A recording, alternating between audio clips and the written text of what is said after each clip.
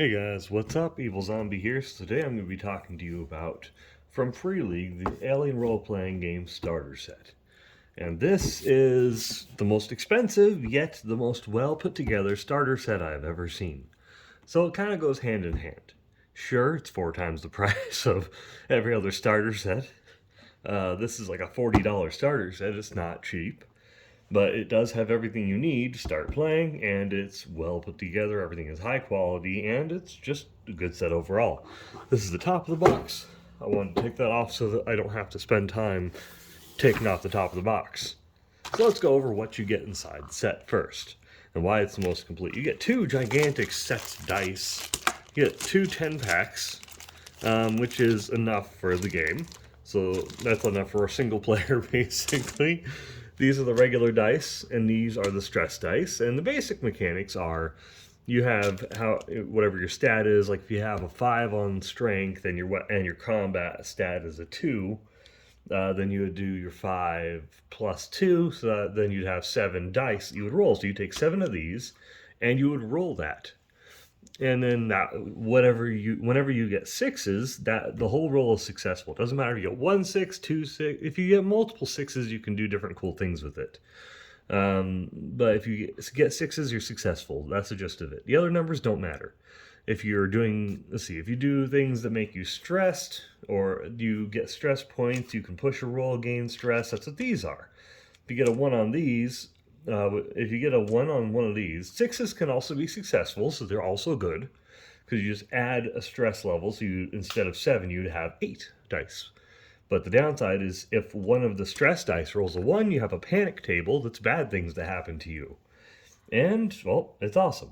It's a nice mechanic to the game. The dice are high quality, they're nice, I have looked at them, and they all roll pretty well. They're nice, and those dice, by the way, if you try and buy these packs individually, it's like $20 a set, and I don't know why. So get the starter set because you get the dice and the cards and 2 books, manual and the adventure, and an ice map, all for $40, even though that is still a pretty outrageous price. I know it's expensive because you're used to D&D starter sets being like 10 to 15 bucks, you know? Okay, so they also come with cards. There's initiative cards. Some creatures are faster than others and can draw 2 cards and go both times in that turn order. So some aliens are faster than humans. You're humans and androids and stuff. Then you have weapon cards. So the initiative cards, nice artwork. Everything has nice artwork. It's very cinematic, very beautiful. The cards have cool pictures of guns. Which one? This one's one of my favorites. It looks cool. I love that gun. Oop. And all of them have stats for them on there, so you can hand them out to your players. I'm going to go forward a little bit. Here. I'm going to do it all like this, so I can keep it all in the order I want. You have your NPC cards, so you have your characters and stuff. So it has just information on all of them. That's Officer Johns, tells his strength, agility, his wits, and empathy, the 4 main stats. And then all of his skills that he has proficiency in.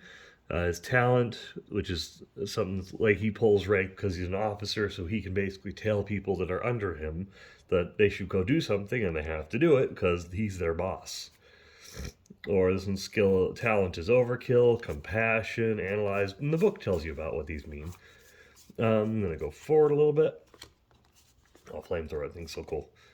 Personal agendas. These are important also because these can add a little bit of distrust between the players. It adds to the role playing, and much like in the movies, this whole thing goes for a very cinematic experience. But much like in the movies, like Miller's Agenda Act 1, follow the company protocol, get the job done, and cash in. Don't do anything to risk your paycheck. Maybe next run pays better. And then once they get a little farther in the story, the second act comes into play. So like finding Cronus, huge opportunity, even with monsters on board.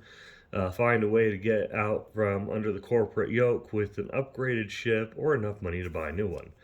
And then his Act 3, things are going south fast, get all the cash you can, and get the hell out of Dodge by any means necessary. So their goal, Miller's goal is basically self-centered. He's looking out for number 1.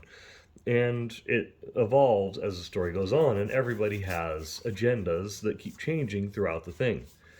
So that's a pretty cool thing also. That's what all the rest of the cards are. They're just different agendas.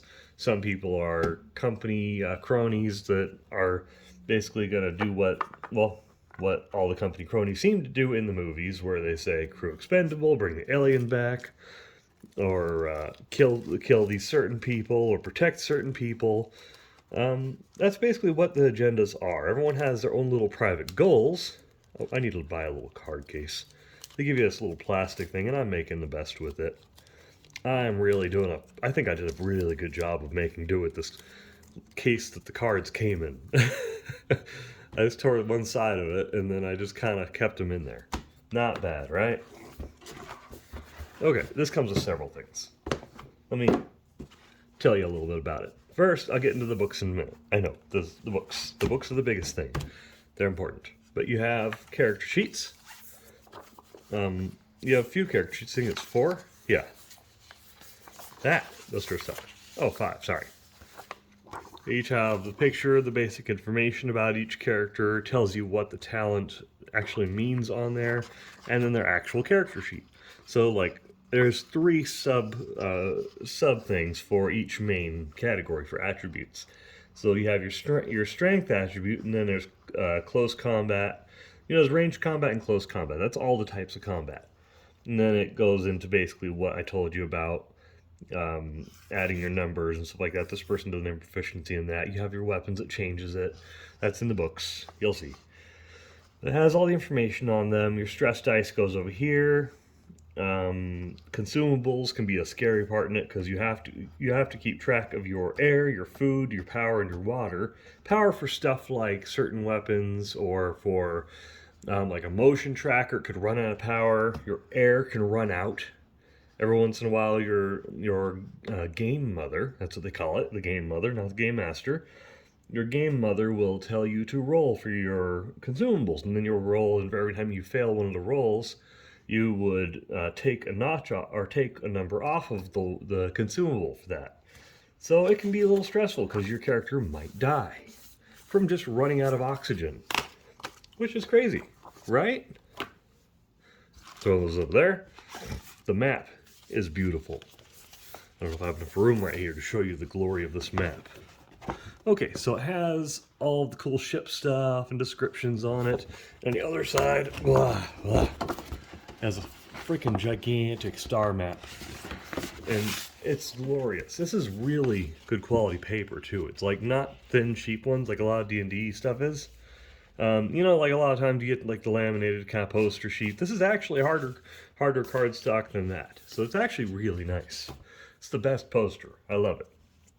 This is tokens. Basically, they all look like this at first. And you have the ones that say different things. These are just like the RAM, the power-up sensor. So these are things that are going to happen. But these are creatures and entities. So some of these are different things and they don't know what they are. And that is fun. And that's explained how to use them inside the book and everything. Some are people, some are different types of xenomorphs and alien types. Some are different kinds of ships. That's for there are ship battles and stuff in the game. I don't remember if there are in this one. I'm still reading through the book. But in the main manual, I'm reading through the main rulebook mostly. This one I've glanced through, but I'm reading the main rulebook. This one mostly centers around cinematic play. The main game has 2 modes of play. It has cinematic play, which is based around shorter adventures that will take a few sessions to complete, and one-shots. This one, they say it's a one-shot that can be completed in 5 hours. They lie. I guess it can be if you've played it several times before, you've mastered it, and your players are not going to do anything optional. Otherwise, it will take you between 15 and 20 hours. There's a lot that they can do, and it's fun. It's a good adventure. It's a good starting adventure. It's really cool. It's well done. It's fun. Let's see, to my knowledge, there are no xenomorphs in this set. But that's fine. You don't need the stat sheet for that in this set. But if you want to jump into your own one-shots with that or different adventures, you can. With the main rulebook, which is another $40. I saw it on eBay for like $32, I think. I'm not sure if it's still available, but hey, I saw it on eBay for $32. So go check out that. Get it for a lower price if you can, but it was really good quality when it arrived for me. Everything was quality and it was all sealed and whatnot. So this has 5 sections. The main book had... Oh, I keep thinking 16, but that was from the Call of Cthulhu book I just read. I don't remember how many the main book has. It's upstairs in my office, I'll tell you. Basically, it breezes through a lot of the stuff that you'd see in the main book. It gives you the bare minimum that you need for everything, and the artwork is gorgeous. This is a great first read. It's a little easier to understand this, and it's a little more well put together and streamlined than the main book, because the main book will reference something, and then it will be like way later on. And you kind of have to jump back and forth a lot. But this doesn't have that problem as much. But I do like it, and it tells like a story throughout as you're going. These are like little stories that pick up throughout the text. So ship's logs, which are cool. It tells you about the frontier, the different groups. The little ship's log just updates a little story that's happening in the background. I'm not gonna like show you every page. I'm gonna, oh yeah, tools of the game. Tells you about the character sheets and all the stuff you need, what kind of horror, what kind of themes this is, like space horror. That's basically what Aliens is. Future sci-fi, you can do like retro future kind of stuff. I'm gonna scroll forward a lot. Personal stuff, so story points, personal agendas, backgrounds for your characters, and how to roleplay heavy stuff. A lot of this is based on character interactions and making it fun and interesting, like playing out the movie, you know? It's cool. Gear, consumables, like I told you, encumbrance, so it tries to be more realistic, where you can like carry certain amounts of things. I'm going to scroll a lot forward. Cool artwork. Skills are important. It's like ability checks in Dungeons and Dragons if you're used to that. You can push rolls and get stress.